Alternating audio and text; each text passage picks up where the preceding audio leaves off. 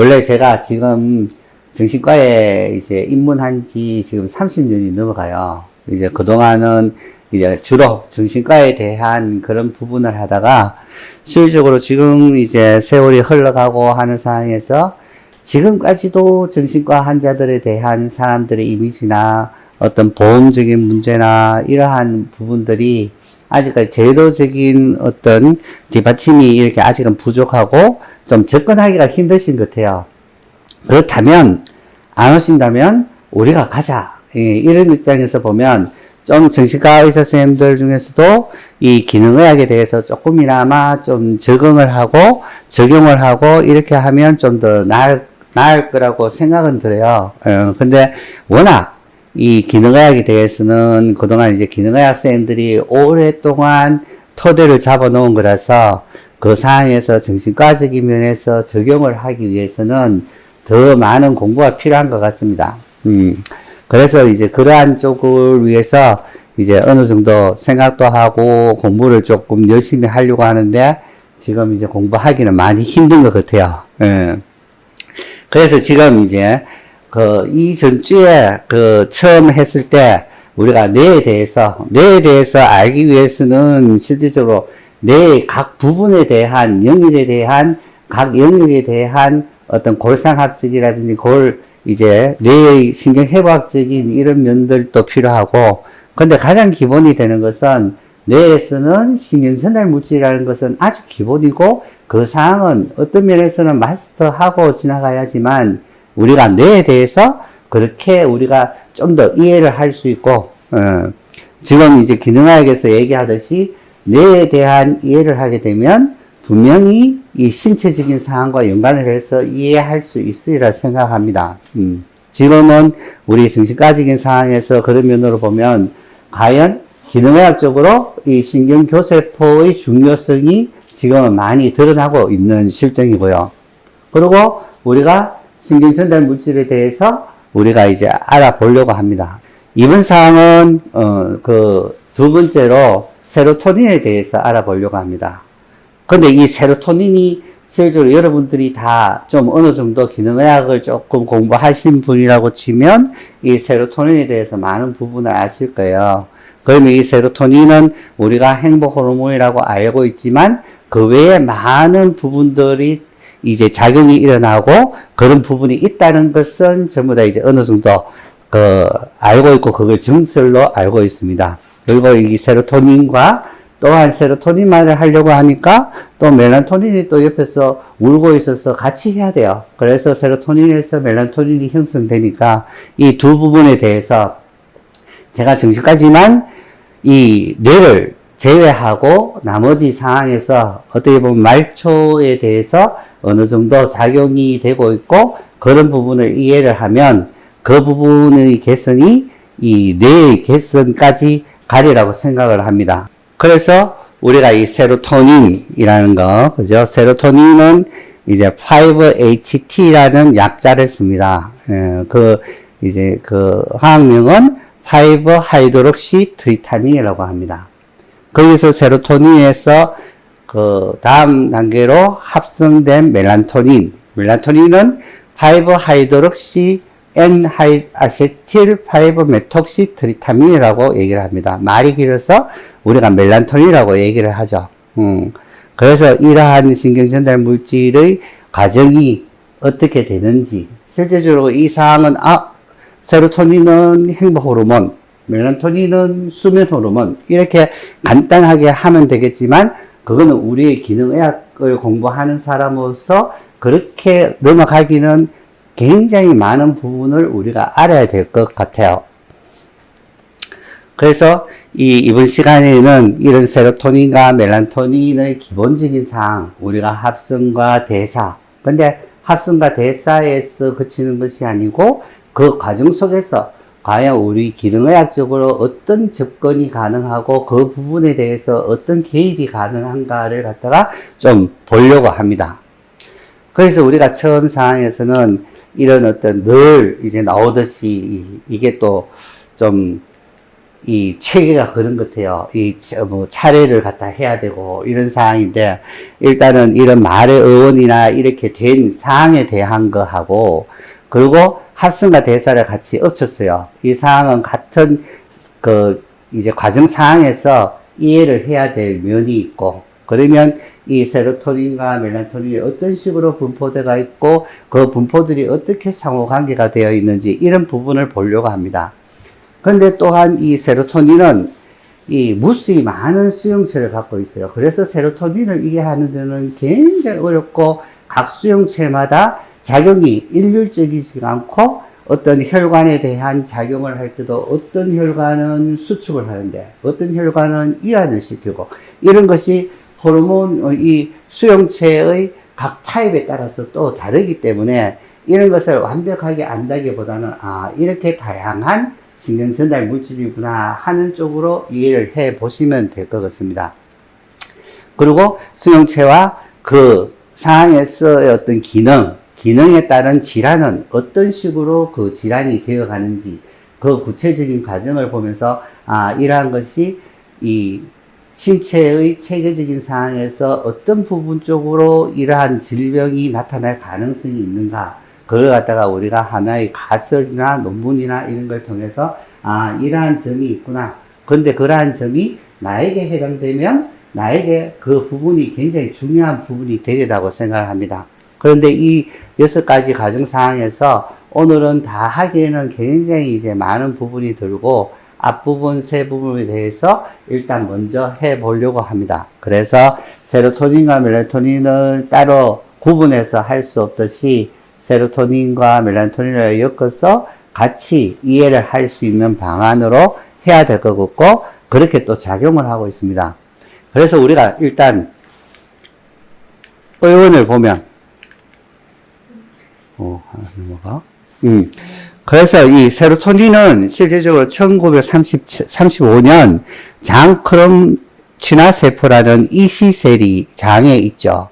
그래서 장 내분비 세포의 일종입니다. 여기서 추출된 물질이 소장의 스몰 인테스틴에 수축을 하더라. 이렇게 해서 장의 물질이라 해서 엔테라민이라 처음 명명을 했습니다. 그런데 그 이후에 1948년에 이 혈청에서 물질이 분비가 돼서 혈관을 수축하는 물질을 발견을 합니다. 그래서 세로토닌이라는 물질을, 여기서 이제 세로토닌이라는 물질을 만들어냅니다. 그래서 뭔가 혈청을 수축시키는 어떤 물질이 있구나, 이렇게 이제 명명하고, 그 5년 뒤에 이 세로토닌이라는 물질을 CNS 중추신경계에서 발견합니다. 그래서 이 세로토닌이 혈관을 수축하는 물질인데 장에서 좀 기능을 하는데, 결국은 보니까 뇌에서 작용을 많이 하더라. 이런 상황이 되고 난 뒤에 뇌에 굉장히 연구가 많이 됐죠. 그러다 보니까 이 세로토닌이라고 하는 것이 뇌에 작용을 하는데 특히 우울증과 이런 상황에 되게 관여를 하니까 이 물질은 우울증에 되게 관여하는 물질이구나라고 생각하고, 그 우울증에 대한 그 약물이든 이런 개발에 모든 부분들이 참여를 하게 됩니다.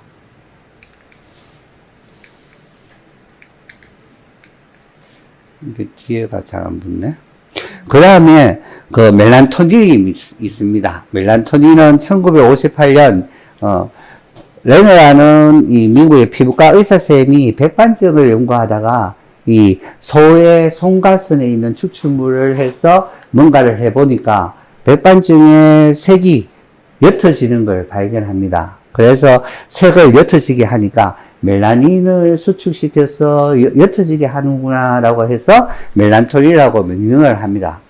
이렇듯이 의원이라고 하는 것은 어떤 불현듯 발견되기도 하고, 그걸 갖다가 이제 무던히 노력한 상황에서 개발되는데, 일단은 이 의원화하는 목적은 그거 같아요.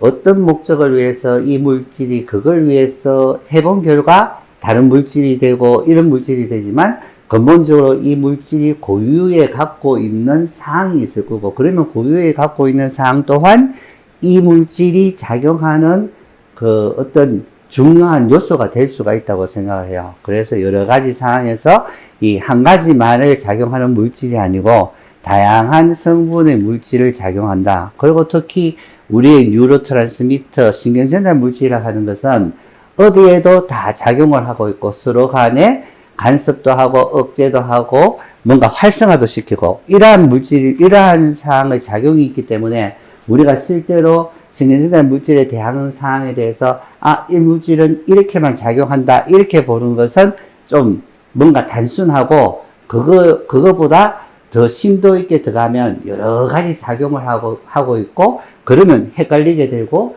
그 속에서 우리가 내 나름대로 체계를 잡아야지만 그 신경전달 물질에 대한 이해가 완벽하게 되어 갈 수가 있습니다. 여기서 제가 이제 우리가 내려오는 속담이나 이런 걸 들어봅니다. 그러면 이제 사촌이 땅을 사면 배가 아프다. 내가 스트레스를 받으면 속이 아프고 밥을 못 먹겠어 소화 얹힌다고 위경련이 일어난다. 예. 이걸 보면 정신적인 스트레스와 장과는 바로 직결적인 연관관계가 있는 거예요. 그래서 이 사항을 보면 좀 세로토닌과 굉장히 연관되는 속담이라고도 볼 수 있습니다. 그렇지만 페리페리에서 말초에서 작용하는 것 중에 하나 도파민도 있고 그래 여러 가지 사항은 있지만 대략은 어느 정도 세로토닌이나 장에 주되게 작용하고 있는 세로토닌이 역할이 많을 것이다. 그리고 그 다음에 우리가 얘기하는 사항 중에 잠이 보약이다.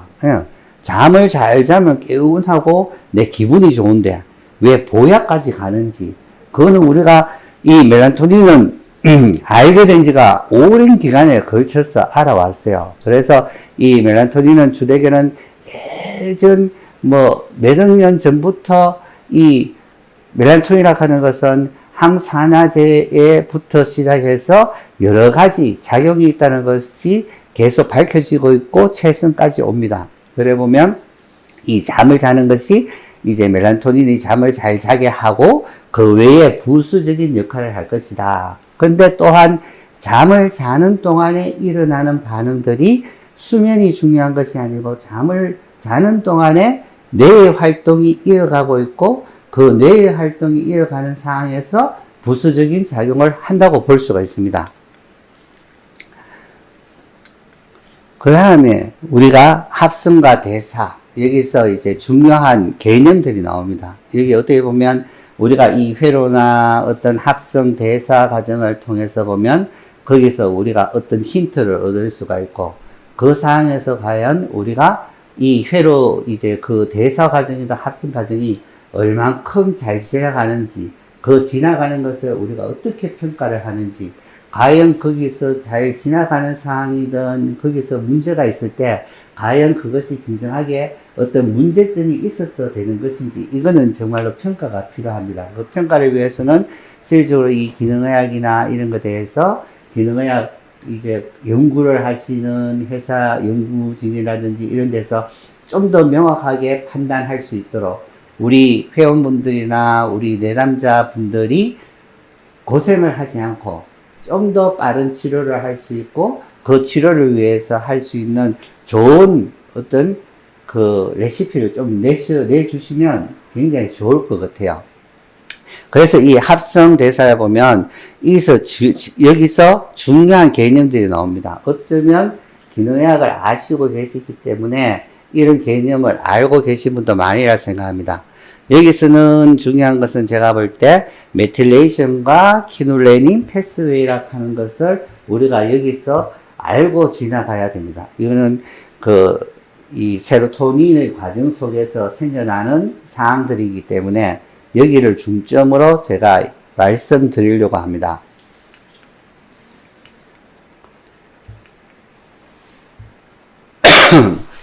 자, 세로토닌의 합성입니다. 세로토닌의 합성은 우리가 알다시피 트리토판이라는 식이로서 들어온 음식 물질, 이 트리토판이 트리토판 하이드록시라제라는 효소에 의해서 5하이드록시트리토판이라는 5-HTP가 형성됩니다. 5-HTP 많이 알고 계시죠? 우리가 상품으로 트리토판도 있고 트리하이드록시트리토판도 있습니다. 여기서 5하이드록시트리토판에서 효소에 의해서 생겨나는 것이 5하이드록시트리타민이라는 5-HT 세로토닌이 형성됩니다. 이 과정에서 자, 뭐가 중요하겠어요? 우리가 늘 효소가 중요합니다. 이 효소가 두 가지를 작용하고 이 세로토닌이 형성된다. 그러면 이 효소가 작용하는데 우리가 늘 중요하게 생각하는 조효소는 어떤 물질들이 사용하는가? 대부분 우리가 조효소를 보면 마그네슘이다, 아연이다, 비타민 B2, 6, 9, 12 이런 사항들이 가는데 이 세로토닌이 해나가는 상황에서는 독특한 물질들이 작용을 해요. 그거는 우리 도파민과 노아에피네프린 만들 때도 그렇고 다른 우리가 이런 신경전달 물질 외에 이 단백질을 형성하는 거라든지 지질을 형성하는 거라든지 안 그러면 심지어는 DNA와 RNA까지 영향을 미치는 물질들이 이 과정 속에서 생겨납니다. 그래서 한 가지를 먼저 하면 이렇게 트리토판 하이드록실라제라는 것이 있어요. 이런 이제 가수분에 이런 하이드록실을 붙이는 이런 상황에서는 늘 작용하는 게 우리가 이 테트라 하이드로 바이오테린이라고 하는 우리가 약자로 BH4라고 하는 이 조효소가 작용합니다. 이 조효소가 이런 어떤 그 하이드록실을 이제 하는 기에는 늘 작용을 하고 있고, 그러니까 이 트리토판만이 아니고 다른 데에도 작용하겠죠. 그래서 이 작용하는 사항을 일단은 먼저 알아보는 것이 중요하다고 하겠습니다. 그리고 5-하이드록시 트리토판에서 우리가 피리독살 포스페이트라는 이제 조효소가 작용을 합니다. 이 조효소는 비타민 B6죠. 우리는 단순히 이거는 좀 짧게 비타민 B6라고 적으면 되지 않을까. 그렇지만 비타민 B6가 활성화가 되는 사항이 되어 가지고 피리독살 포스페이트가 되어야지만 서로 간에 이 전자라든지 이런 것이 교체가 이루어집니다. 그래서 우리가 우리가 영양 성분을 갖다가 우리가 신청을 할 때 이것이 며칠기가 되어 있는 것인지, 어떤 사항이 며칠기가 되어 있다 하는 것은 활성화가 되어 있는 것인지, 안 그러면 활성화되어 있지 않는 그 물질을 하나하나씩 또 대사해가 가야 되는 것인지, 여기에 따라서 또 차이가 있는 것이죠. 그래서 이 과정 사항에서 그 과정을 다 거쳐도 될 사항이면 좀 낫겠지만, 그 과정에서 문제가 있을 때는 그 과정을 뛰어넘어서 빨리 교정을 해서 전체 회로가 좋아지도록 만들어야지만 되는 사항이 되겠습니다. 다음은 멜라토닌 합성입니다. 멜라토닌은 당연하게 이 세로토닌이 형성이 되고 그 한 개, 두 개 단계를 거쳐서 이 멜라토닌이라는 물질이 형성됩니다. 멜라토닌은 늘 보면 제가 한 번씩 그 화학명을 읽습니다. N-아세틸 5 메톡시 트리타민. 이걸 갖다 해야지만 어디에 가서 어떤 물질이 나와도 저것이 저거구나 라고 이제 생각을 해야 되겠죠. 여기서 세로토닌이 멜라토닌이 되는 데서 가장 중요한 물질은 이 세로토닌 N-아세틸 트란스페라제라 하는 이 효소가 제일 중요하게 작용합니다. 이 효소가 작동이 되게 되어야지만 멜라토닌이 형성이 됩니다. 그래서 어떤 물질이 형성될 때, 이제 속도 조절 효소라고, 레이트 리미팅 엔자임이라고, 그 효소가 왜 중요하냐 하면, 이 효소가 어떤 물질이 적거나 많음에 따라서 작동을 하고, 어떤 환경이 있어야지만 작동하는 것이기 때문에 어떤 회로든지 속도 조절 인자가 있습니다. 그 인자는 굉장히 중요하다고 생각하고 그 물질에 대해서 이제 많은 생각을 해야 되겠죠.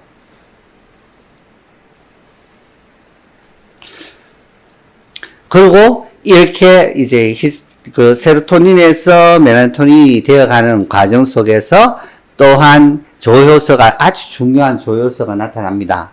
여기는 S-아데노실 메치오닌, 우리가 셈이라고 얘기를 합니다.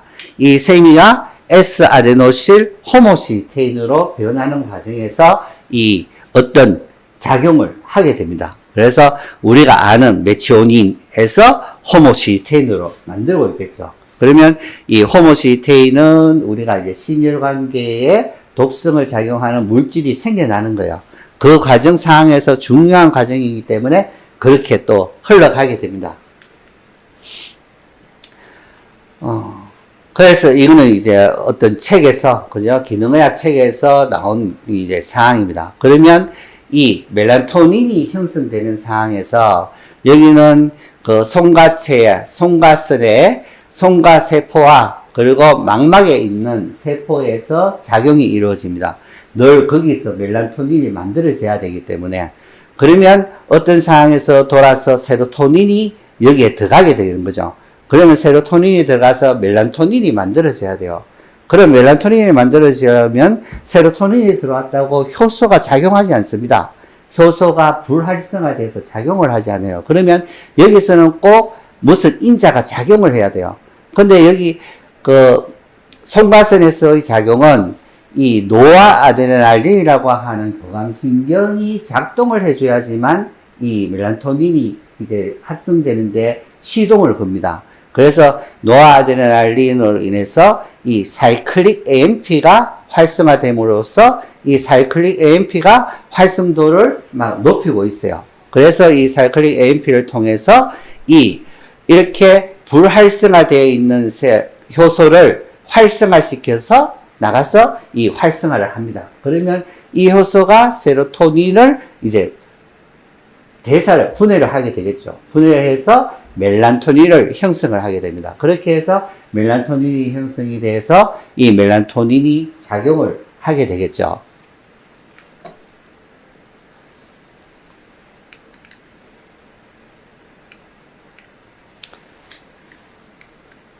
자, 지금까지 사항의 어떤 합성 과정을 간략하게 한번 보겠습니다. 그러면 우리가 트리토판이 들어왔고 트리토판에서 5하이드록시 트리토판, 5-HTP. 많은 분들이 알 거예요. 5-HTP를 먹으면 우리가 세로토닌을 직접적으로 만드는 전구 물질이고, 그런데 불행히도 이 전구 물질은 한국에 들어오지 못하고 우리가 공급으로서만 해야 되는 그러한 상황이고, 이런 5-HTP. 이렇게 되기 위해서는 우리가 테트라 하이드로 바이오테린이라는 BH4라는 조효소가 작용함으로써 하이드록실기를 붙여야 되고, 그 붙이는 상황에서 또한 다른 이제 아로마틱 아미노에시드 디카르복실라이스에 대해서 디카르복실레이션을 시키고, 여기서 비타민 B6의 활성도가 해서 세로토닌이 만들어집니다. 그러면 이 세로토닌에서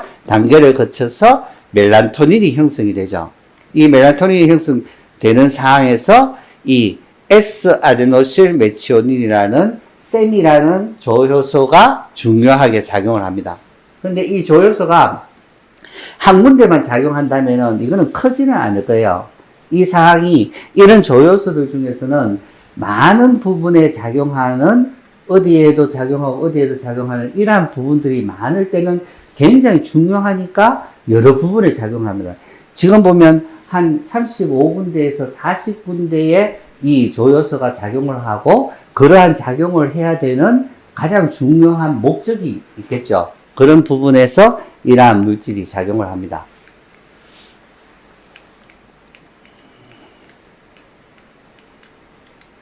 이거를 누를까? 그래서 우리가 세로토닌 대사는 간단하죠? 세로토닌은 우리가 세로토닌이 만들어져서 대사가 되는데, 여기에는 우리가 늘 세로토닌 또 단가아민의 모노아민 옥시다제, 우리가 모노아민 옥시다제를 많이 봤어요. 모노아민 옥시다제 A와 B가 있는데, 이 모노아민 옥시다제는 도파민도 대사를 시키고, 노아에피네프린도 대사를 시키고, 아드레날린도 대사시키고, 또한 세로토닌도 대사시키는데 작용을 합니다. 대사하는 것은 세포질이나 안 그러면 그 시냅스 상하에서도 이제 대사를 시키고, 이러한 물질에서 세로토닌은 과연 대사 산물이 뭐냐? 우리가 다 압니다. 소변 유기산 검사를 많이 해보셨기 때문에 5-HIAA, 그죠? 5하이드록시 인돌 아세틱 애시드라는 물질로 이 분해가 됩니다. 그러면 5-HIAA는 세로토닌의 대사 물질, 다른 대사 물질은 아니죠.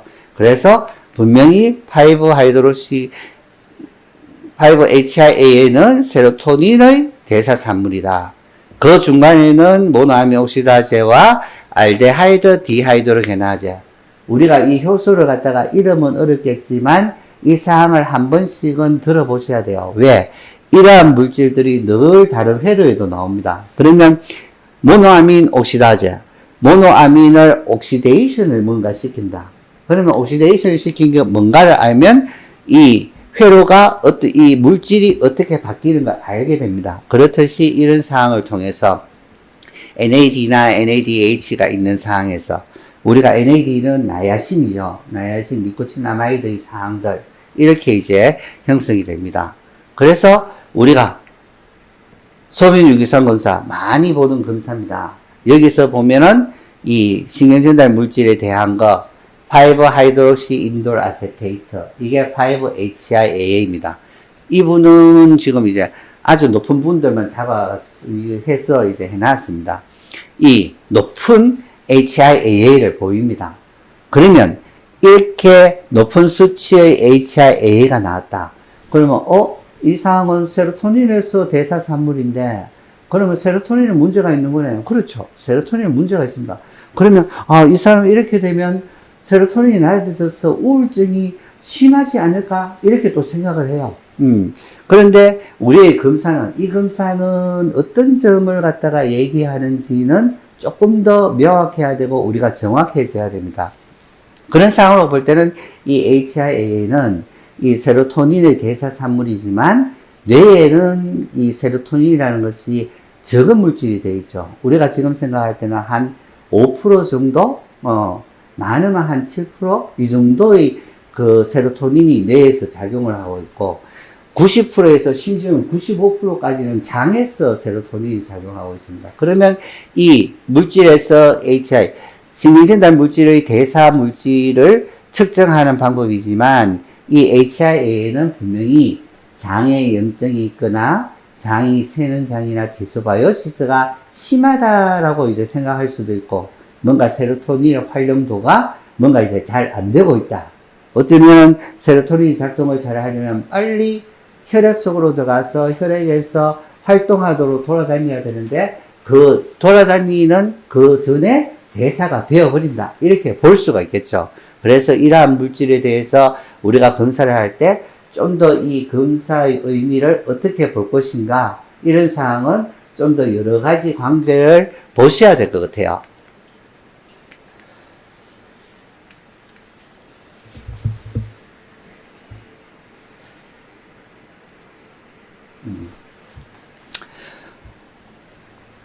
그리고 세로토닌 합성해서 우리가 이제 다시 돌아갑니다. 이 한 가지 한 가지 우리가 조효소에 대해서 조금 더 구체적으로 봅니다. 우리가 진도를 안 나가더라도 이 사항에 대해서 조금 명확하게 가면 회로가 이런 조효소들이 어떻게 흘러가는구나. 그러면 여기서는 조효소가 있는데 이것이 중요하지 않을까? 그걸 좀 공부하다 보면 그렇게 중요하지 않은 조효소도 있고 중요하게 생각해야 되는 조효소도 생겨나게 됩니다. 그래서 트리토판에서 우리가 이 하이드로실레이션 돼서 5-HTP가 형성될 때 이 테트라바이오테리라고 하는 이 물질이 형성이 되고 이 물질은 왜 중요한가? 이 부분을 보겠습니다. 그리고 피리독살 이거는 알 수 있고 그죠? 이 상황에서 BH4가 형성되는 전체 과정입니다. 이 사항이 형성이 되고 어디에 작용을 하고 그럼 BH4가 이렇게 많은 부분 1, 2, 3, 4, 5, 6, 7, 8, 9 이렇게 많은 부분에 차지를 하고 있어요. 그러면 그 상황에서 BH4 앞부분은 그거겠죠. BH4를 잘 못 만들 수 있는 사람, 결핍이 있을 수 있는 상황 이런 거에 대한 거겠죠. 근데 BH4를 잘 못 만드는 이런 상황은 어디 보면 선천성 대사질환이라든지 이렇게 우리가 일찍 알아낼 수 있는 그러한 부분에 해당된다고 볼 수가 있습니다. 그런데 유전자의 상황도 그렇잖아요. 유전자가 어떤 부분이 있다 하더라도 그 유전자의 발현이 어느 정도 되느냐에 따라서 경한 증상이 나타날 수도 있고 좀 더 심한 증상이 나타날 수도 있습니다.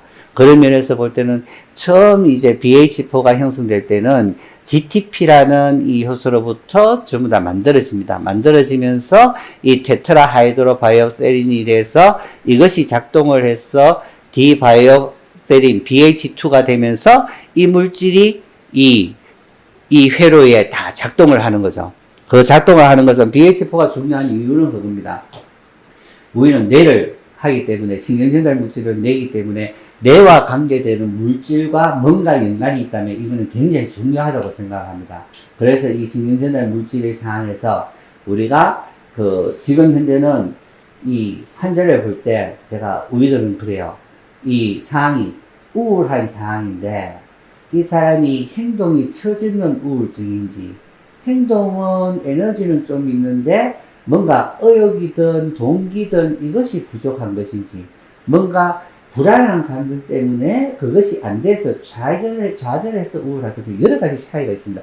그 차이 사항을 좀 세분을 해보면 이것이 도파민과 노아에피네프린과 세로토닌과 안 그러면 가바, 안 그러면 글루타메이트, 어떤 부분의 문제인지에 대해서 조금 더 명확해져야 되고, 근데 이 사항들은 전부 다 연관관계가 있기 때문에 어느 부분을 조금 교정을 하면 그 부분은 좀 좋아졌지만 좀 남아있는 부분이 있고 이렇기 때문에 그걸 하나하나씩 찾아가 보기도 합니다.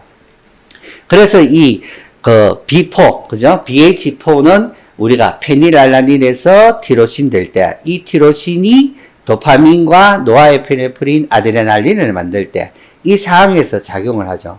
그래서 이 BH4가 결핍이 된 상황일 때는 티로신이 형성이 안 돼서 페닐알라닌이 형성되고, 이 페닐알라닌이 형성되는 건 우리가 많은 사람들이 알아요. 페닐알라닌이 형성이 안 되면, 이것이 대사가 안 되면 페닐알라닌 유리아라고 하는 페닐알라닌 요증이 생기게 되고, 이건 선천성 질환이에요. 이거는 되게 일찍 발견되기 때문에 큰 문제는 아닙니다. 그것은 그쪽으로 치료를 하면 되기 때문에. 그런데 이것이 과하지 않고 약하게 뭔가 조금씩 뭔가 이제 디펙트가 있는 상황이 되면 좀 더 이제 다른 상황으로 넘어가겠죠. 그래서 티로신에서 도파민, 그죠? 그리고 트리토판에서 세로토닌을 만들 때 작용을 해서 이 물질에 대해서 BH4가 뭔가 잘 이루어지지 않을 때 트리토판에서 세로토닌이 잘 형성이 되지 않는다. 형성이 되지 않으면 주되게는 세로토닌의 작용이 그만큼 일어나지 않는 것이고, 그러면 우리는 세로토닌의 작용이 있으면 정상적으로 어떠한 상황이 일어나고 어떤 데 문제가 생기는지에 대해서 우리가 이해를 하고 알아야 되겠죠. 그리고 다른 어떤 지방이라든지 단백질이라든지 이런 상황에도 연관을 하고 있습니다.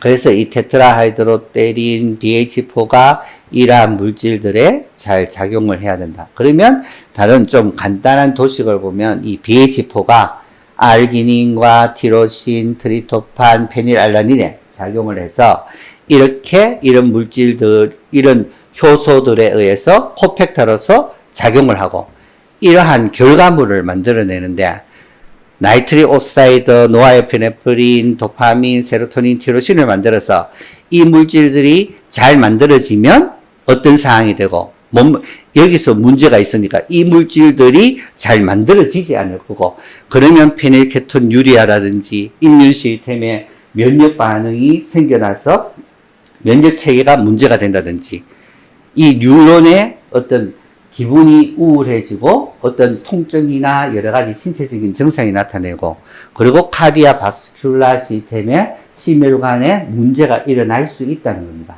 그래서 그 정도에 따라서 이러한 현상도 있기 때문에 BH4와 관계된 것은 이러한 부분이 될 수 있다라고 볼 수 있습니다. 그리고 이 트리토판에서 형성이 돼서 세로토닌이 됩니다. 그 세로토닌에서 이 가장 중요한 세로토닌에서 이 효소를 지나서 우리가 멜라토닌이 형성이 돼요.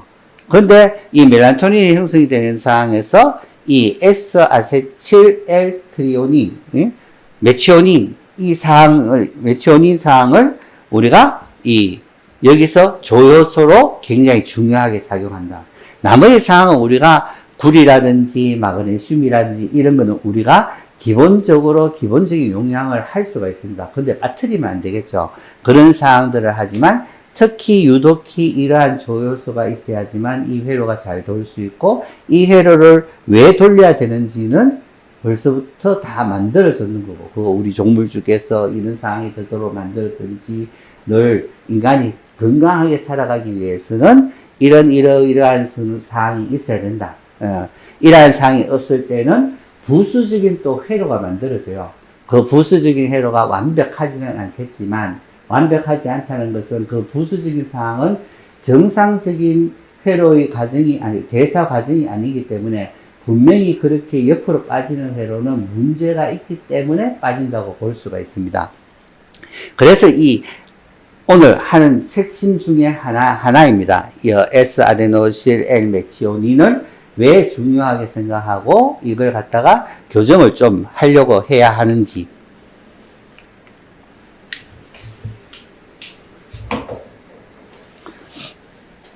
자, 그래서 여기 세미가 노아에피네프린에서 에피네프린을 만들고 크레아티닌을 만들고, 크레아티닌은 근육에 에너지를 주는 거죠.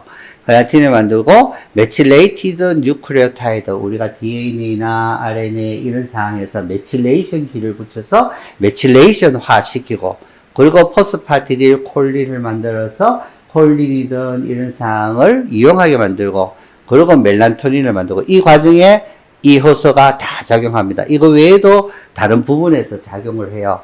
그래서 이 사항이 S아데노실 메치오닌 보면은 조금 더 이제 짚고 넘어가면, 이 메치오닌이라고 하는 아미노에시드가 이 ATP를 받으면서 ATP에서 이 ATP를 보면 아데노신 트리포스페이트잖아, 그죠?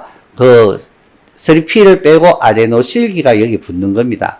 S아데노실 메치오닌을 만들어서 여기서 우리가 CH3, 그죠? CH3의 이 메칠기를 빼버리는 거죠. 이거 빼고 나면 S아데노실 메치오닌에서 호모시스텐이 되고, 이 호모시스텐에서 아데노실을 빼버리면, 아데노신이 빠지면 호모시스텐이 되는 거죠. 그래서 이 시스템에서는 이 호모시스텐이 만들어지게 되고, 그러면 호모시스텐이 만들어지는 것만 자꾸 가면 안 되니까 이 호모시스텐이 다시 회로를 돌기 위해서 메치오닌으로 바뀌어져야 되는 거예요. 그래서 이 회로가 정상적으로 잘 돌아갈 수 있도록 만들어야 되고, 그런데 이 회로가 만들어지기 위해서는 또 옆에 회로가 있습니다. 이 회로가 이 코발라민, 비타민 B12가 메치오닌화된, 활성화된 코발라민으로서 이 호모시스텐에게 이 메칠기를 또 붙여주는 거죠. 그래서 이렇게 돌아가고, 그리고 이 코발라민이 메치오닌이 붙기 위해서는 또 옆에서 폴레이트가 메칠기를 갖고 메칠기를 일로 전달을 해줍니다. 그래서 이러한 상황의 과정, 회로를 돌아서 이 메칠기를 자꾸만 옆으로 옆동대로 돌려줘요. 그러면 궁극적인 사항은 이 메칠기를 누가 쓰는지 그 장소로 갖다 주기 위해서 우리가 택배를 자꾸만 옮겨서 가는 거죠. 그래서 이 택배를 돌리는 상황이 제대로 가지 않으면 적체가 될 것이고, 그 적체가 되면 적체가 된 만큼 우리가 부작용이든 어떤 증상이든 뭔가 몸의 어떤 증상을 느끼게 됩니다. 그래서 이거는 어디에서 나왔기를 굉장히 좋아 보여가지고 했습니다. 예, 전체를 우리가 뇌라고 봐요. 그러면 뇌는 우리는 실제적으로 하나하나의 회로가 톱니바퀴로서 서로 맞물고 지나가는 거예요. 우리가 도파민, 세로토닌 하더라도 도파민이 있으면 세로토닌이 가서 관여를 하고, 세로토닌만 관여하느냐 하면 가바도 가고 글루타메이트도 가고, 이렇게 서로가 여기가 잘 작동하면 한쪽이 조금 참아주고, 이러면서 서로 원활하게 돌아가야 되는 거예요. 근데 이러한 시스템에서 오류가 난다면은 한쪽이 뭔가 잘 안 도는 상황이 생겨나게 되면, 한쪽이 오류가 나면 옆에 톱니바퀴가 잘 안 돌게 되고, 옆에 회로가 잘 안 돌게 되면 그 회로와 연관되는 부분이 안 돌게 됩니다. 그래서 전체적으로 사람들이 이제 점점, 부작용이라고 하나 그 사항이 좀 결핍되는 양상 때문에 우리의 어떤 생화학적 반응들이 뇌에서 정상적인 생화학적 반응들이 뭔가 디펙트가 있고 그 사항이 잘 안 돌아가는 거죠. 그러면 우리의 생화학은 늘 어떤 반응이 일어나면 거기에 다른 부산물이 생겨나야 되고 그 부산물을 해결을 해야 되고 그것을 다시 재이용을 해야 되고 이런 과정에서 한쪽이 막히니까 어떤 부산물을 이용하는데 디펙트가 있으면 그 물질들이 쌓여들게 되고 그것이 쌓이다 보면 그 톱니바퀴가 점점 굳어지고 동작을 못하게 되는 거죠. 그래 되면 우리가 정신이 멍하다든지 브레인포그라든지 집중이 안 된다든지 우울하다든지 뭔가에 대해서 하고자 하는 의욕을 갖고 싶은데 의욕을 못 생기게 한다든지 이러한 정신적인 문제도 생기게 됩니다. 그래서 이건 이제 어떻게 보면 종합적인 어떤 이해하는 이제 사이클들이 되겠습니다. 이건 나중에 또 나옵니다. 그래서 이 사항은 우리가 지금 하려고 하는 것 중에 하나가 메칠레이션 바이오케미스트리라고 메칠레이션화를 한다는 겁니다. 이 메칠레이션이 굉장히 중요하기 때문에 이렇게 많은 톱니바퀴들이 서로 맞물려 가도록 만들어져 있어요. 그래서 이 메치오닌이 만드는 상황에서 우리가 이 신경전달 물질이 만들어지는데 우리가 처음에 바이오테린, 테트라바이오테린이 작용하고 있고 테트라바이오테린은 하고 나가는 것이 아니고 이렇게 작용을 하고 또다시 원 물질을 만들고 이러면서 돌아가면서 계속 만들고 계속 반복을 하는 거예요. 그래서 제일 계속적으로 주어지는 건 아니죠. 뭔가 특별히 디펙트가 있다면 계속 주어져야 되는 상황이지만 어느 정도 잘 돌아가는 상황만 맞춰주면 되는데 이것만 맞춰주느냐? 아니고 그 옆에 있는 사이클도 맞춰줘야 되겠죠. 그래서 그 옆에는 우리가 폴레이트 사이클이라는 것이 돌아갑니다. 이 폴레이트 엽산이 사이클이 잘 돌아가야 되고 그 옆에 우리가 메치오닌 지금 얘기하는 세미가 돌아가는 상황이 이루어집니다. 이렇게 돌아가면서 마지막에는 세미에서 메칠기를 보내주고 세미는 또 이 사이클로 들어가는 거죠. 호모시스텐이 되고 다시 메칠기를 받아서 메치오닌이 되고 또 이 메칠기를 받으면은 또 메칠레이션을 누군가에게 보내주게 되는 거죠. 그래서 우리는 단순하게 메칠레이션이라고 하는 것은 이 메칠기 CH3기를 나한테 붙였다가 그 다음에 바톤을 주고 다른 데 붙였다가 이렇게 붙여주면서 결국은 우리가 미토콘드리아에서 세포질로 해서 안 되면 다른 곳으로 해서 필요한 부분에 그 메칠레이션을 붙여주는 겁니다. 이렇게 많은 과정을 이제 거치게 되는 거죠. 그래야지만 효율성이 있고 이제 그렇게 되니까 우리가 어떤 물질을 사실 먼 곳에 보낸다 하면 중간에 가다가 배달 사고가 날 수가 있어요. 그 중간에 뭔가 잘못될 수 있기 때문에 그것이 정확하게 가야 되는 사항들은 짧게 이 사항들이 잘 넘어가도록 해주는 거예요. 효율성이 있게. 그래서 이 상황에서 보면 바이오테린에서 우리가 이제 바이오테린이 이 하이드록실라제의 효소에 작용한다 했죠. 트리토판에서 세로토닌이 되는 거. 그리고 페닐알라닌에서 티로신이 되고 티로신에서 엘도파, 도파민, 노아에피네프린 되는데 작용하고 그래서 이것이 잘 돌고 폴레이트도 이 메칠기를 가지고 메칠기를 또 옮겨주고 또다시 메칠기를 받고 이렇게 잘 돌아가는 상황이고 그리고 이 메칠기가 또 이렇게 돌아가면서 메칠기를 내고 나면은 이 여기서의 가장 큰 문제점은 이거예요. 이 물질들 중에 조금 독성이 심한 것이 있다. 그것이 우리 호모시테인, 그죠? 호모시테인이 높으면은 우리가 혈관에 이 호모시테닌이 작용해서 자성을 주고 거기에 뭔가 이제 그 축척, 이제 응집을 만들게 되고 그러면 동맥경화라든지 경화증을 일으키고 이러한 물질이 됩니다. 그러면 그 호모시테인을 해결할 수 있는 상황. 그래서 이 호모시테인을 이제 다른 물질로 만들어야 되는 거죠. 여기서 우리가 필요한 몸의 아미노산이 형성이 됩니다. 여기서 시타치온 그리고 시스테인, 그죠? 시테인에서 타우린이 나오고 그리고 시테인에서 글루타치온이라고 하는 우리 좋은 물질들을 형성하게 되겠죠. 그래서 이러한 시스템에서 뭔가 잘 이루어지는 사항이 필요하다. 근데 이 메칠레이시라고 이렇게 특이하게 한 것은 우리가 뇌에서 작용하는 여러 가지, 신체에서 작용하는 여러 가지 회로들 중에, 우리가 회로들 중에 가장 중요한 건 그거죠. 지방과 탄수화물과 아미노산을 갖다 대사하는 과정.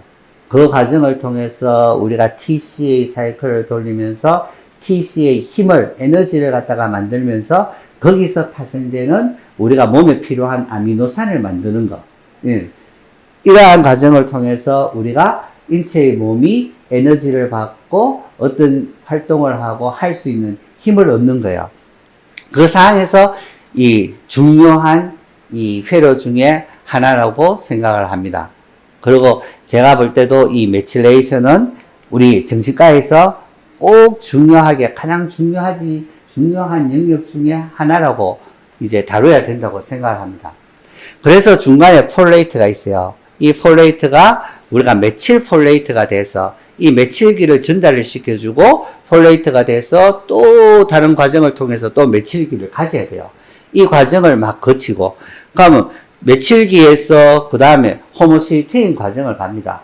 그런데 그 중간에는 분명히 이 B12 코발라민이 있어야 돼요. 그러면 코발라민이 이 메칠기를 받아서 이 메칠기를 이쪽으로 돌려주는 거죠. 호모시스테인이 독성이니까 메칠레이션을 시켜서 안전한 메치오닌으로 만들어주는 거. 이런 과정이 돌아가야 됩니다. 그렇기 때문에 이 과정에서는 가장 중요한 건 메칠레이션을 하는 과정에서는 늘 메칠기를 잘 붙어서 잘 돌아가느냐. 메칠기가 없는 물질이 있으면 이러한 시스템에서 돌아가는 것이 뭔가 삐그덕거리고 뭔가 문제가 날 수 있다는 거예요.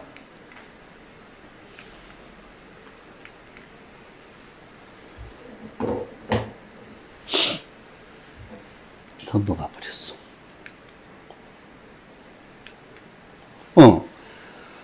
그래서 우리가 메치오닌, 자, 떨어져서 생각합니다. 메치오닌의 사이클 옆에는 폴레이트 사이클이 있었고, 이 폴레이트 사이클이 잘 돌면서 이 메치오닌 사이클을 돌려야 되고, 여기에서 우리가 잘 돌기 위해서는 또한 조효소들이 필요하고, 그런데 이 폴레이트에서 가장 중요한 것 중에 하나는 이 MTHFR이라고 하는 유전자가, 이 효소가 중요합니다.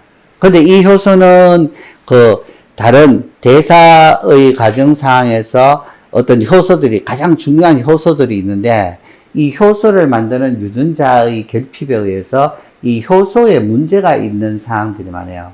그러면 그 사항들을 위해서 우리가 최선껏 그걸 방지하고 하기 위해서 미리 신생아 때 어떤 선천성인 병이 있는지 없는지 이런 것에 대해서 조사를 하는데 이 사항은 지금 빠져 있어요. 이 사항에 대해서 뭔가 이제 이걸 갖다가 하고 보면 메칠렌 테트라 하이드로 폴레이트 리드타제라는 거예요.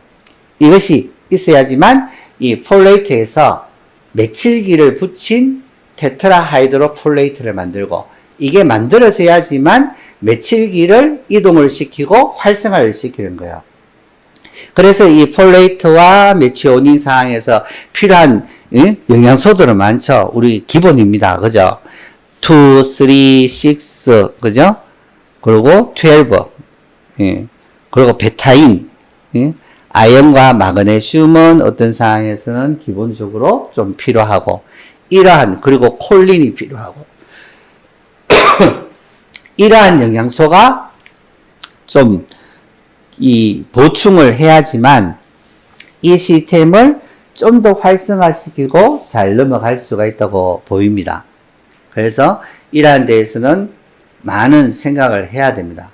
그래서 지금 현재는 MTHFR 유전자 변이에 대해서 지금은 이제 또 아시는 우리 회원분들 많으실 거예요. 이 사항은 우리가 유전자의 사항에 대해서 산모를 가지시는 분들 중에 어떤 그 수정이라든지 아이의 자라는 데 대해서 굉장히 중요한 아주 기본적으로 정말로 해야 될 부분의 하나예요. 이 유전자 타입을 보고 이 유전자에서 한쪽에서 받았는지 양쪽에서 받았는지 이 사이에 검사를 하고 이 검사 사항에서 보면 이 검사 사항에 대해서 대략 전체 다를 포함해서 한 48%, 보통은 한 40%, 인구의 한 40%는 여기에 대해서 유전자 변이에 이상이 있다고 해요. 그것이 심각한 증상으로 나타나지 않는다 하더라도 약간의 증상이 나타나게 되고, 그 상황이 나타나면 약간씩 어떤 증상의 좀 변화가 있게 됩니다. 큰 병은 일으키지 않더라도 뭔가 내가 생활하는데 뭔가 조금 이 능력이든 나의 능력만큼 표현을 못하다든지 조금 뒤처지는 어떤 상황도 있을 수가 있고, 뭔가 몸이 뭔가 찌우둥하고 안 좋을 수도 있고. 그래서 이 상황에서는 보면 이 677이라는 물질과 1298이라는 물질이 있어요. 그 상황에서 677이라는 유전자 변이 상황이 되면 주로는 심혈관계, 호모시스테인, DNA 증상화, 글루타치온 형성, 이 메칠 플레이트 수치, 이런 사항에 대해서 뭔가 문제가 일어날 수가 있다. 그리고 1298에 대해서는 주되게는 신경전달 물질, 그리고 신경전달 물질이 뇌에서 어떤 상황이 되기 위해서는 산화질소라든지 BH4, 그죠? 신경전달 물질을 형성하기 위해서는 BH4가 많아야 되듯이, 이런 상황에 대해서 뇌의 어떤 건강한 상황을 갖다가 하기 위해서는 이러한 물질이 잘 돼야 되고, 이러한 물질에 무슨 교정이 필요하면 교정을 하고. 근데 지금까지는 여기에 대해서는 논란의 소지는 있어요. 그렇지만 분명히 신경계에 작용은 하고 있다. 그래서 이 부분하고. 그런데 이 양쪽 호모지니어스하게 호모자이고트 이 변이가 있으면 이 양쪽의 증상들이 다 나타날 수가 있겠죠. 그래서 이 사항을 보면, 자, 세미가 호모시스테인으로 바뀌면서 이 메칠기를 주는 거예요. 그러면 DNA가 메칠화가 돼서 DNA가 이제 뭔가 이제 활동을 하게 되고, RNA가 활동을 하게 되고, 이런 과정을 거칩니다. 그래서 메치오닌이 이래 돌아가는데, 우리가 이 상황에서 이 다이어트를 해요. 다이어트 사항은 우리 폴레이트도 먹고 비타민 B2, 6, 12, 그리고 콜린, 베타인 막 이런 거 먹습니다. 메치오닌도 먹고 이렇게 먹으면서 이 회로를 잘 돌릴 수가 있는 거예요. 뭔가 이제 어떤 회로를 보면 우리는 가장 주되게는 조효소와 효소를 보는 거예요. 그래서 그 물질이 잘 돌 수 있는 방안은 과연 뭘까? 이걸 생각을 하고 거기에 대해서 맞춰주는 거죠. 그래서 그렇다 보면 이 회로가 잘 돌 수 있고, 그렇게 되면 우리가 식이를 잘 챙기고 한다. 그러면 이 상황은 우리가 메칠기가 풍부한 음식을 먹어야 된다. 그죠? 그건 우리 많은 기능의학자 선생님들이 더 잘 아실 거예요. 저는 기능의학을 잘 이제 처음 입문했기 때문에. 그래서 자, 메칠레이션이 있습니다. 이 메칠레이션의 과정은 봤는데, 과연 이 메칠레이션은 뭐냐? 생체 생화학적 반응에서 우리가 DNA, RNA, 단백질, 인지질 같은 다양한 우리 생체 분자들이 활성화되도록 메칠기를 붙여주는 거예요. 단지 CH3 메칠기만 붙였는데 이것이 달라지는 거예요. 그래서 이 DNA 상황에서 메치오닌이 가서 이 물질의 파란색의 메칠레이션을 막 시켜주는 거예요. 그러면 이 메칠레이션이 가서 이 나쁜 유전자 성분이 있다면 그 발현을 막아주고, 이 메칠레이션이 가서 그 유전자를 갖다 활성화시키기도 해요. 그래서 그 활성화시키는 것이 좋은 것인지 나쁜 것인지 이 사항도 좀 평가를 해야 되겠죠. 그리고 좋은 유전자를 받아도 나의 생활이 나빠짐에 따라서, 내가 메칠레이션을 잘 못 시켜주는 상황에 따라서 나빠질 수도 있고, 아무리 나쁜 유전자를 받아도 우리가 메칠레이션을 잘 시키면 건강해질 수 있다는 개념입니다. 이 개념은 굉장히 큰 거예요. 우리가 예전에는 유전으로 태어났을 때 우리가 고칠 수 없다. 사람이 어떤 성격으로 태어났는데 그 성격은 태어날 수 없다. 숙명이고 그 사람은 그렇게 살면서 죽을 수밖에 없어. 저거는 바뀔 수가 없어. 이렇게 얘기하고 살았어요. 근데 이 메칠레이션은, 자, 세포의 염기 서열은 변화를 주지 않죠. 그대로 있지만 거기에 하나씩 가서 메칠레이션만 하는 거예요. 하나씩 붙는 거예요. 그래서 크게 DNA 상의 염기 서열은 변화를 주지 않고 단지 메칠기만 붙어서 화학적인 변화를 일으키는 거예요. 그러면 그 변화가 이 환경에 잘 적응하고 괜찮은 사항으로 그 변이 요소가 나오는지 그 사항을 보는 거죠. 그래서 이런 사항을 우리가 후성 유전적 변이라고 합니다. 후성 유전적. 유전적으로 태어났지만 지네틱한 사항이 났지만 뭔가를 통해서 뭔가를 첨가해서 이 지네틱 사항을 갖다가 바꿔줄 수 있다. 근데 그 바꿔주는 것이 일괄성이 아니고 그 사항이 지속이 되면 그 바뀌어진 에피지네틱한 요소를 후손에게 물려줄 수 있다는 개념이에요. 그래서 이 후손 유전한 에피지네틱이 있습니다. 후천적으로 얻은 유전 형질이 DNA나 단백질을 메칠레이션을 시켜줌으로써 그 변화된 메칠레이션 된 사항을 후대에게 전달을 해준다. 그래서 이 메칠레이션은 우리 에피지네틱에서 그걸 교정할 수 있는 아주 중요한 수단 중에 하나죠. 근데 메칠레이션만 하는 거 아닙니다. 이거는 히스토인 아세틸레이션이라든지 여러 가지 몇 가지 방법이 있어요. 그 유전자를 변형시키기 위해서. 그래서 이런 어떤 메칠레이션이 우리가 지금 현재 뭔가를 할 수 있는 방법 중에 뭔가 최소한의 능력이 될 수 있겠구나 라고 볼 수가 있겠습니다. 그래서 예를 듭니다. 그래서 임신 중에 어머니 식단과 유아기 식단을 성인이 될 때까지 계속 똑같은 식단을 해요. 그러면 그 상황이 태어나서 이 사람이 유전자가 어떻게 태어난지 모르지만 그 식단에 따라서 후성 유전자적인 변화를 보이기 시작합니다. 근데 그 분위기 상황이, 자, 동물 실험에도 해봐요. 그러면 그렇게 한 상황이 메칠레이션을 잘 시키지 않는 음식, 콜린이 적은 음식을 막 주는 거예요. 그러면 그 상황은 메칠레이션을 못하게 만드니까, 적은 물질이니까 메칠레이션이 덜 되겠죠. 그러니까 메칠레이션이 덜 됨으로써 그 상황이 나쁜 유전자가 발현이 될 가능성이 많은 거죠. 아니면 아무 유전자가 발병한다든지. 그래서 그런 상황이 됐더라도 성인이 돼서 이래서는 안 되겠네? 그러면 배워보니까 이걸 좀 해야 되겠어. 그러면 메칠레이션이 좀 많은 음식을 내가 주식으로 내 습관을 바꿔야지. 이렇게 해가는 거예요. 그렇게 하면 내가 나빠져가는 이 유전자의 성향이 바뀌어질 수 있다는 거예요. 어느 만큼? 내가 그만큼 열심히 노력하는 만큼 바뀌어질 수 있다는 거예요. 그래서 우리는 늘 나의 노력 여하에 따라서 세상은 바뀌어질 수가 있다. 이거는 정말 맞는 말인 것 같아요. 그리고 실험을 합니다. 여기에 대해서 세 가지 실험을 봅니다. 그걸 보면 우리가 후성 유전체가 이러한 것이구나가 조금 더 이해하기 쉬울 것 같아요. 아고티지에서 이 사항이 얼만큼 엄마의 식단이 얼만큼 영향을 주느냐. 이 아고티 유전자를 갖고 있는데 둘 다 똑같은 DNA를 갖고 있어요. 근데 DNA를 갖고 있는데 초록색의 아세틸레이션이 될 수 있는 음식이든 이걸 주어집니다. 그런데 이런 아세틸레이션이 되지 않은 쥐는 노란색에 비만에 당뇨가 걸리고 암이 잘 걸리는 이러한 형질의 유전자 발현이 되는 쥐가 되는 거예요.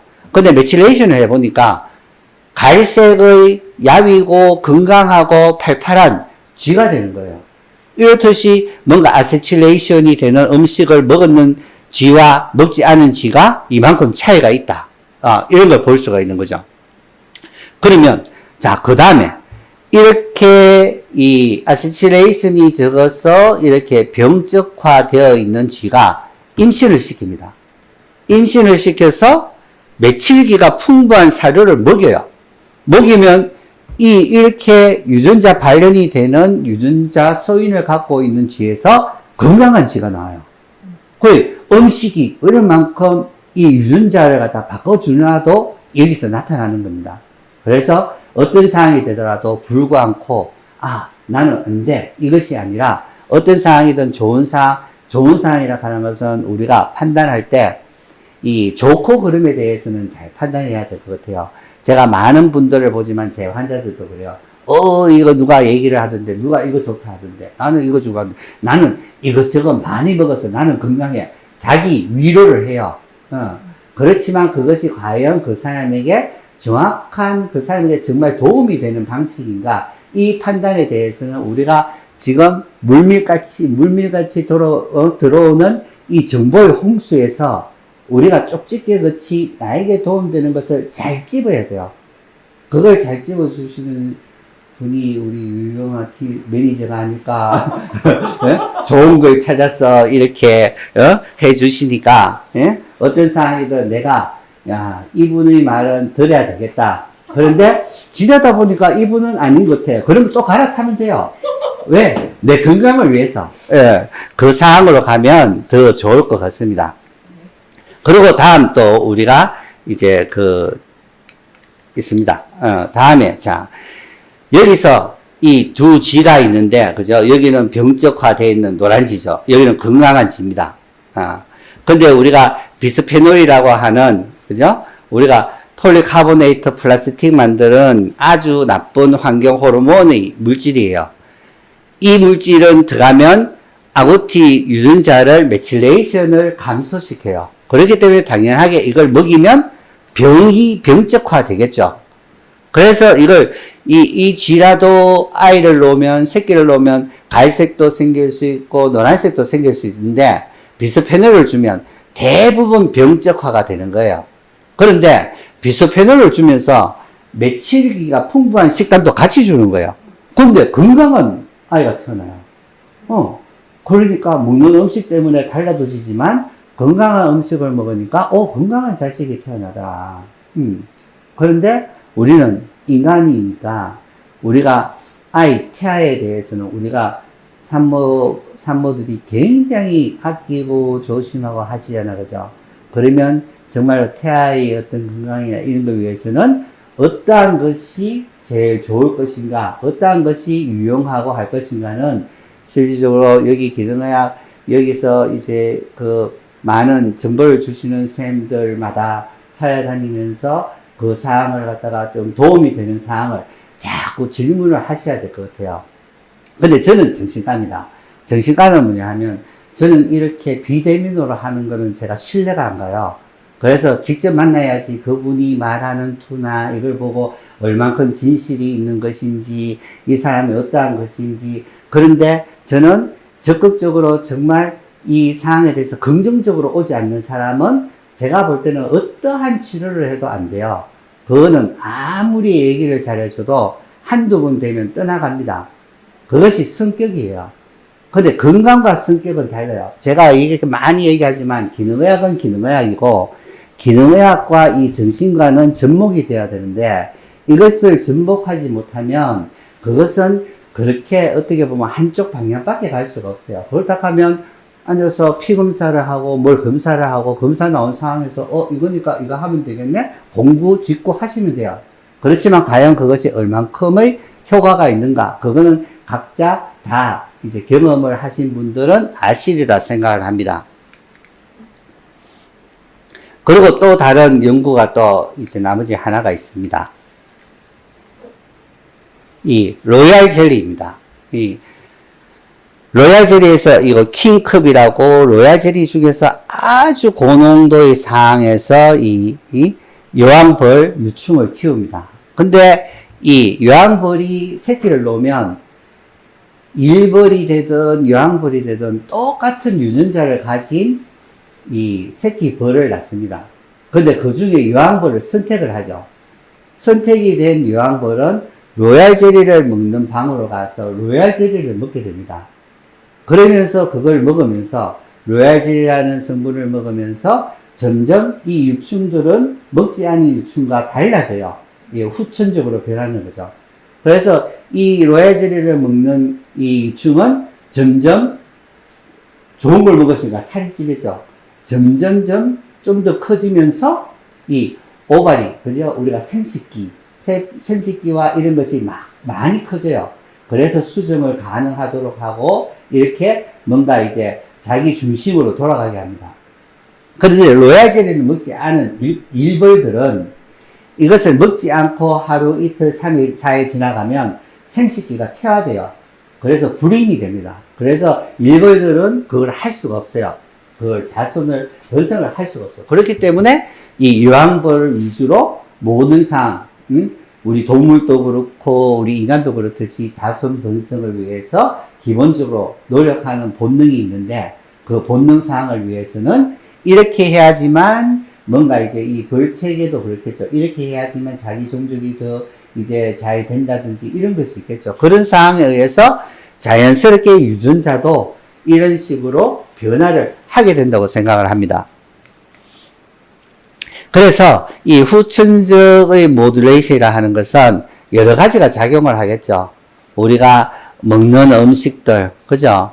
그리고 일상생활을 하는 데에서 일주기라든지 어떤 시간에 따른 거, 그리고 질병에 어느 만큼 잘 드는 어떤 상황인지, 그리고 독성 물질, 그죠? 독성 물질을 얼마나 하고, 약을 얼만큼 남용하고, 재정적인 거, 운동인 거, 내가 평상시 생활을 어느 만큼 내가 시간 활용을 하고, 나에 대해서 투자를 하는지, 그리고 마이크로바이옴과 어떤 치료 약물, 대체의학이라든가, 그리고 사회성, 우리가 사회의 사람들을 만나서 얼만큼 사회적 관계를 하고 대인 관계를 하느냐, 그리고 이 사이코소셜 스테이트, 우리가 내가 슬픈 상황이든 어떤 상황에서 고민을 하든 어떤 부분이 있고 그걸 얼만큼 가져가고 내가 고민하면서 내가 얼마나 마음을 아파하고, 이런 여러 가지 사항들이 우리의 이런 에피제네틱한 이 유전자의 소인을 얼만큼 건강하게 바꿀 수 있냐가 이제 결정되어지는 것 같아요. 우리는 아무리 타고난 것이 조금 모자라도 그 부분을 커버할 수 있는 것은 일생 동안을 지나면서 늘 가능한 상황에 도달해 있습니다. 그 상황을 늘 희망을 가지시고 그런 상황을 하면 좋겠어요. 그래서 이 에피제네틱스에서 중요한 것은 이 매칠레이션이 이만큼 중요한 겁니다. 그래서 매칠레이션은 인체의 건강을 유지하는 중요한 회로고, 이것은 신경계, 해독체계, 유전자 발현을 멈추기도 하고 활성화도 시키고, 이름으로써 이 매칠레이션이 여러 가지 신체적인 상황에서 질병이 걸리지 않고 뭔가 건강해질 수 있는 방안으로 이제 되돌릴 수 있다는 상황이죠.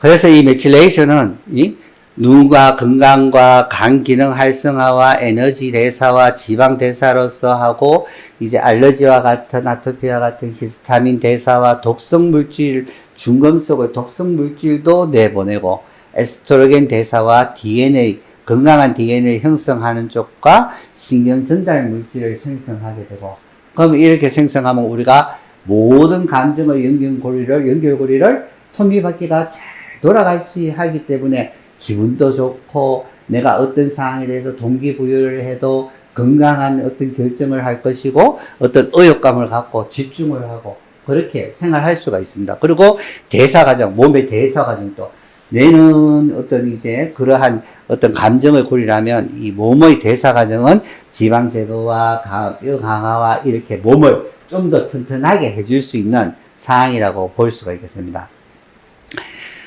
예. 그래서 이제 어느 영양학회에서 이렇게 쭉 정리를 했더라고요. 예, 이제, 보면 이제 미국의 이 메칠레이션에 대한 치료 레버러토리에 이제 이러한 부분들이 많이 있는데, 여기서 메칠레이션을 위해서는 여러 가지 사항들이 있어요. 근데 여러 가지 사항들이 있는데, 이 사항들을 전부 다 하려고 하면 힘들죠. 그렇기 때문에 좀 더 뭔가 스페시픽하게, 정말로 내가 어떤 부분은 꼭 해야 되고 어떤 부분은 좀 여유가 있으면 좀 하지만, 이 최소한에 해야 되는 부분을 최소한, 그죠? 우리가 모든 것을 갖다가 좋다고 해서 남용을 하는 것은 좋지가 않아요. 어떤 상황에서 좋은 물질이라 하더라도 남용은 절대 안 됩니다. 아무리 부작용이 없는 멜라토닌이나 이런 상황이 되더라도 그 상황을 남용은 아니고 나에게 적절하게, 왜? 나보다 내가 필요한 용량보다 많이 들어가면 많이 들어간 만큼 많이 들어온 데 대해서 우리의 몸이 놀래요. 이렇게 많이 들어온 걸 내가 어떻게 처리하지? 위기 상황이 됩니다. 그렇기 때문에 적절한 용량이 어떠한 것인지 그 사항을 좀 알아보면서 하시는 것이 좋을 것 같습니다. 자, 여기까지 메틸레이션을 했습니다. 근데 그 다음에서 우리가 중요한 게 이 세로토닌의 다른 이제 경로입니다. 우리가 일반적으로 하는 것은 트리토판에서 세로토닌이 만들어지고 멜라토닌이 만들어지는 과정을 거쳐요. 그런데 그 옆에 키눌레닌이라는 패스웨이가 있습니다. 그래서 이 키눌레닌 패스웨이를 통해서 또 대사가 돼요. 근데 이 대사되는 상황은 결국에는 또 나이신이라고 하는 비타민 B3번을 만듭니다. 근데 이 비타민 3번은 많이는 안 필요해요. 대략 우리가 60mg의 트리토판을 복용을 한다면, 섭취를 한다면, 그 중에 한 1mg 정도의 나이신이 만들어져요. 그리고 나이신이 만들어지면 이제 그만 만들어라고 피드백을 줘요. 그래서 피드백을 주면 만들지 않아야 되는데, 이쪽으로 자꾸 오니까 나이신은 안 만들어내고 이 중간 산물들이 막 만들어집니다. 그러면 이 중간 산물들이 만들어진다 하는 것은 정상적으로 만들어지긴 하지만 그것이 과하게 됐을 때는 분명히 문제를 일으키죠. 그래서 제가 보는 것은 이 세로토닌에서 이렇게 부수적으로 나오는 이러한 물질들이 어떠한 병들을 일으키고 어떠한 작용을 하고 이러한 상황을 개선하기 위해서는 어떻게 해야 되는지, 이것이 세로토닌의 우리의 주된 목적 중에 하나라고 봅니다. 왜? 이러한 대사산물이 결국에는 장에서 이것이 이루어지지만 이러한 것들이 염증을 일으키고 그 염증이 뇌로서 가서 뇌의 염증을 일으키고 뇌를 혼란스럽게 만들어요. 그래서 지금 상황은 이제 뚜렷하게 어떤 병들이 그게 생기는지는 이제 몇 가지는 논문에서 밝혀지고 있지만 그 중에서 가장 중요한 것은 이제 뉴로디제너티브, 신경퇴행성 질환들, 그리고 알츠하이머라든지 뭐 멀티플 스클레로시스라든지 이러한 물질들, 심지어는 코그니션이 떨어지니까 좀 디프레션과도 연관이 있을 수도 있고, 그리고 스키조프레니아도 연관이 될 수 있고 과정입니다. 이 사항에 대해서는 좀 더 많은 논문들이 정확하게 나와야 되리라고 생각합니다. 그래서 그런데 단 제가 볼 때는 정신과의 사항도 이러한 사항으로서 해결할 수 있는 방법이 있구나라는 것이 제가 굉장히 호감을 갖고 굉장히 좋게 생각을 합니다.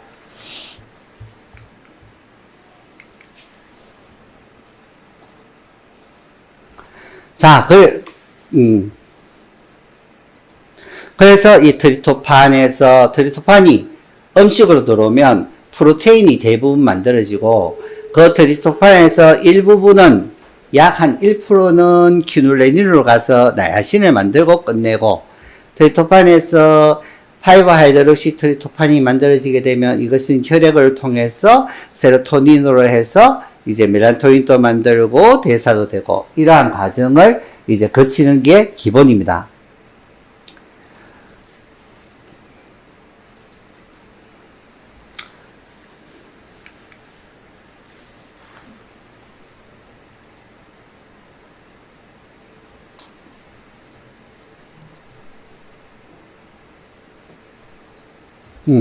거기서 트리토판을 갖다가 음식으로 먹습니다. 음식으로 먹고 나면 그 음식이 내려가서 이 세로토닌을 만들어내죠. 여기서 장에서는 트리토판이 이 세로토닌을 한 90% 만들어냅니다.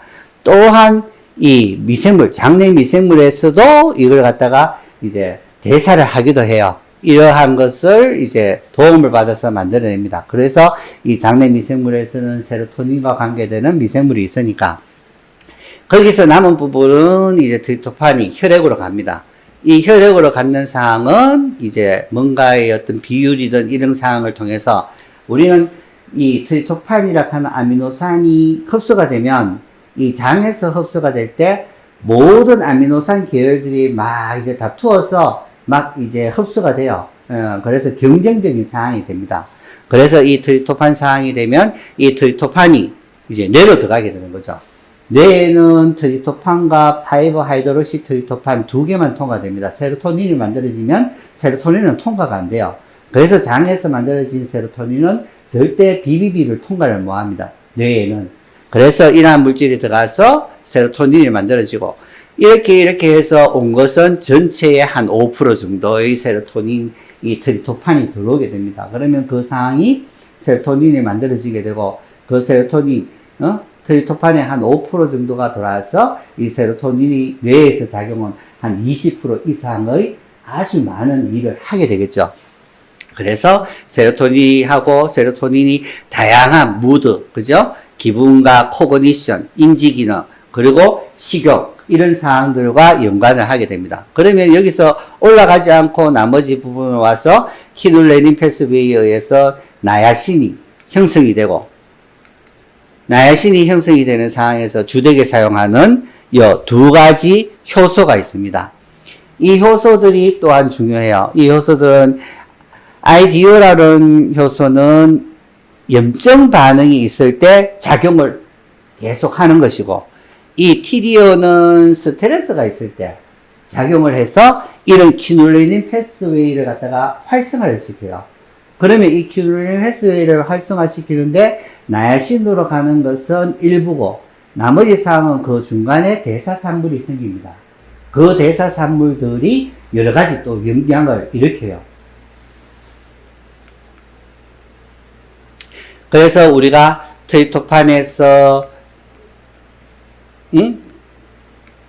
트리토판에서 이렇게 세로토닌까지 오는 게 정상인데 점점점점 적게 만들어지니까 우울증과 이제 불면증이 수면에 어떤 문제든 장애가 일으키고, 이쪽으로 잘 오지 않고 이쪽으로, 그죠? 이거는 뭐예요? 아이디어는 염증 반응이 있는 거, 그죠? 그 염증 반응은 우리의 장내 염증 반응이든 디스바이오시스든 어떤 문제가 생겨서 염증 반응이 생겼을 때 이것이 활성화돼서 키눌레닌 패스웨이를 막 돌아갑니다.